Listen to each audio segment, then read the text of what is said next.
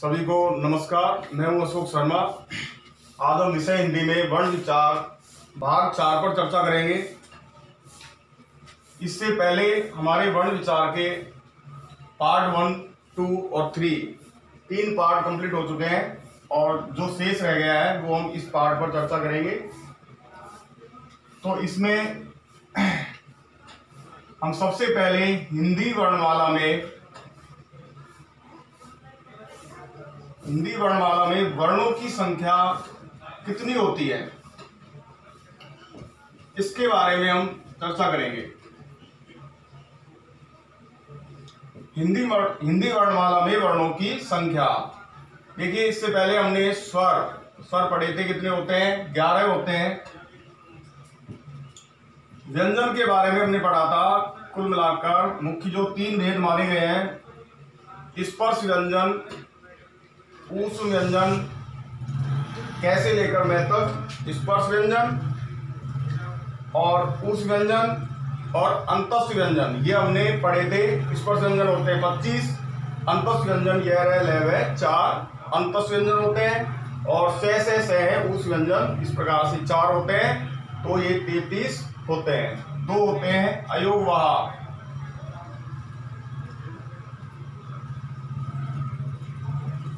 इनको हिंदी में अयोगवाह के नाम से जाना जाता है।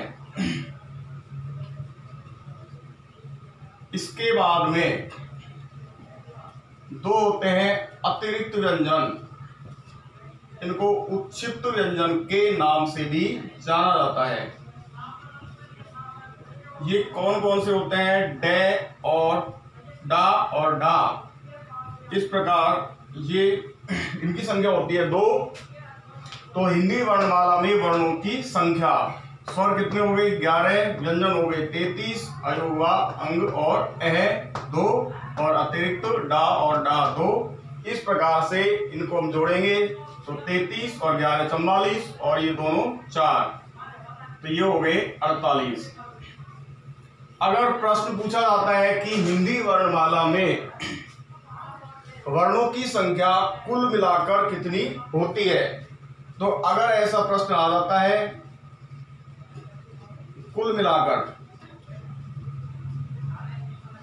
तो इसमें क्या होगा कि हम 4 जो हमारे संयुक्त व्यंजन होते हैं, 4 जो संयुक्त व्यंजन होते हैं उनको भी हम इसमें जोड़ देंगे। इस प्रकार से इनको जोड़ने पर इनकी संख्या हो जाएगी 52।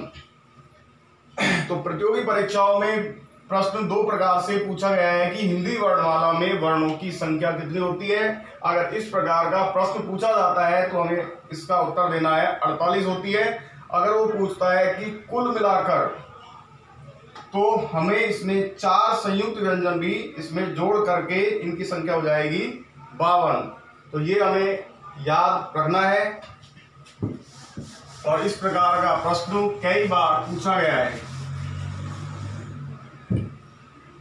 अब देखिए, हमने पार्ट 1 में वर्ण के बारे में पढ़ा था कि वर्ण क्या होता है। भाषा की छोटी इकाई जिसके एक से अधिक टुकड़े संभव नहीं हो, उसे हम वर्ण कहते हैं। वर्ण के बाद हमने पढ़ा था स्वर के बारे में और व्यंजन के बारे में। स्वर में हमने पढ़ा था कि स्वर के 3 भेद होते हैं, ह्रस्व स्वर, दीर्घ स्वर और प्लुत स्वर। इस प्रकार से हमने पढ़े थे। इसके बाद हमने व्यंजन के भेद पढ़े थे। ये कितने होते हैं? 33 होते हैं। और ये स्वर कितने होते हैं? 11 होते हैं। ये हम पढ़ चुके थे। इसके बाद हम पढ़ने वाले हैं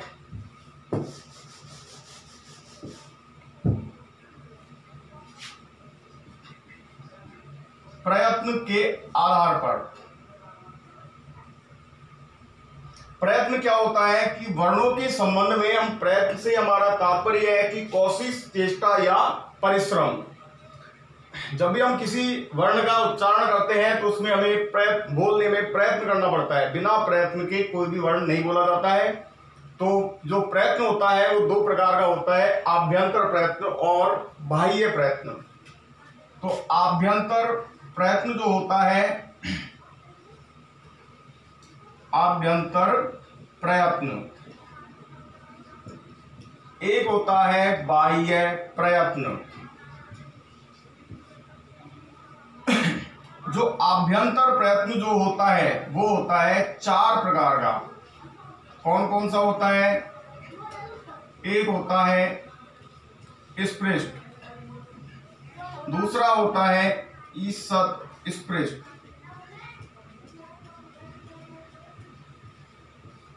तीसरा होता है विवृत,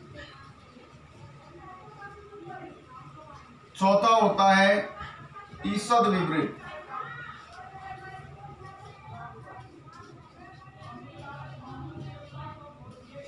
चौथा कौन सा होता है? ईषत् विवृत।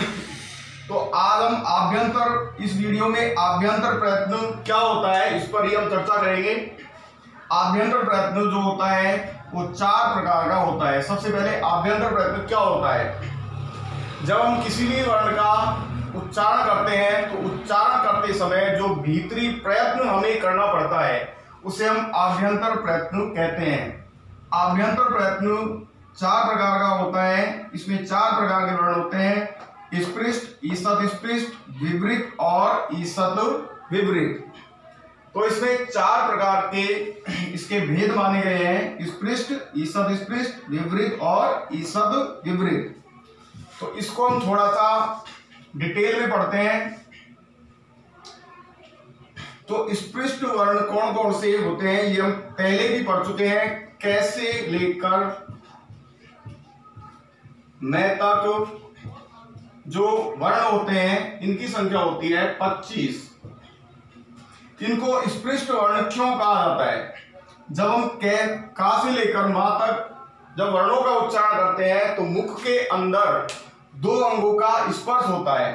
इन 2 अंगों का स्पर्श होने के कारण इनको स्पृष्ट व्यंजनों के नाम से जाना गया है। इसके बाद में है ईषत् स्पृष्ट। इसमें हमारे जो अंतस्थ वर्ण होते हैं जैसे कि या, रा, ला और वा, ये जो 4 अंतस्थ वर्ण हैं इनको हमने अंतस्थ व्यंजन के नाम से भी पढ़ा था।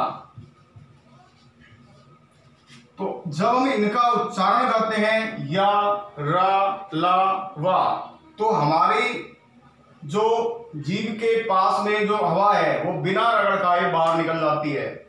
यानी कि जो हमारी जीभ है वो थोड़ी सी खुली या अलग रहती है, इसलिए इनको ईषत् स्पृष्ट के नाम से भी जाना जाता है। इसके बाद आता है विवृत। विवृत में जो हमने स्वरों के बारे में पढ़ा था, इसमें ऐसे लेकर के, यानी कि ऐसे और औ तक, इसमें सारे स्वर आ जाते हैं। कितने? 11। ऐसे लेकर के और औ तक सभी स्वर, इसमें ह्रस्व स्वर और दीर्घ स्वर ये दोनों आ जाते हैं। तो इस प्रकार कुल मिलाकर इनकी संख्या हो जाती है 11। इसके बाद है ईषद् विवृत। ईषद् विवृत में जो हमने पहले पढ़ा था, उस व्यंजन जो होते हैं,